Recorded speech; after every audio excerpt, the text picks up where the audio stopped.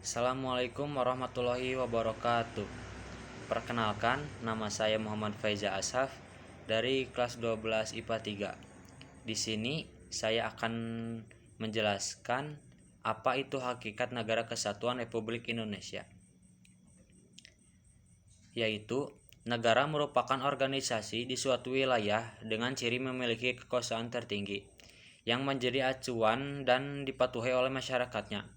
Pengertian negara didefinisikan oleh beberapa ahli politik. Para ahli memutuskan fokus di berbagai lembaga negara sebagai bentuk formal yang menjadi pendekatan institusional. Salah satu definisi yang dikemukakan oleh ahli adalah definisi menurut Roger F. Ia menyatakan dalam buku yang berjudul Introduction to Politics, yaitu ilmu politik mempelajari seputar lembaga negara yang tujuannya ingin dicapai, lalu seputar hubungan negara dan masyarakatnya dalam bernegara. Paragraf selanjutnya, pada hakikatnya, negara merupakan suatu kesatuan sosial yang diciptakan dari proses interaksi beberapa individu di suatu wilayah sebagai unsur sosiologis yang menjadi komponen pembentuk persatuan masyarakat di suatu negara. Kesatuan beberapa individu di suatu negara membutuhkan kejelasan fungsi suatu negara sebagai pedoman dan kepastian bagi masyarakatnya. Lalu,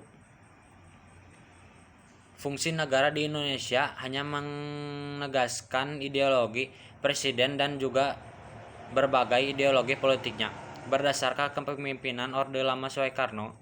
Namun ketika zaman Orde Baru Soeharto, ideologi yang diterapkan Indonesia lebih mengarahkan kepada aspek pembangunan dan mengedepankan ideologi Pancasila. Lalu setelah itu, hingga saat ini, sejak Orde Lama Reformasi, fungsi negara Indonesia mengedepankan berbagai ide perubahan reformasi dari berbagai aspek. Hakikat NKRI merupakan negara terbentuk berdasarkan nasionalisme yang tinggi dan semangat kebangsaan. Masyarakat Indonesia memiliki tekad untuk menggapai tujuan dan masa depan negara bersama-sama. Bentuk NKRI tidak dapat diubah menjadi bentuk lainnya. Pernyataan ini didasarkan oleh hukum yang ada, yaitu Undang-Undang Dasar 1945, Pasal 37 Ayat 5, yang menyatakan khusus mengenai bentuk Negara Kesatuan Republik Indonesia tidak dapat dilakukan perubahan.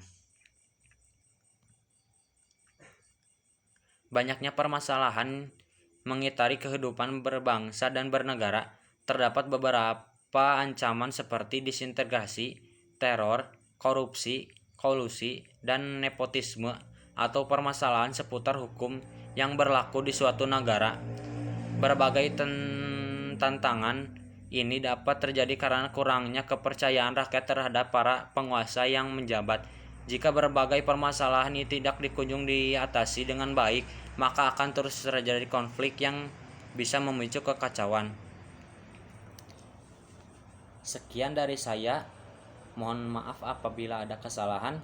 Wassalamualaikum warahmatullahi wabarakatuh.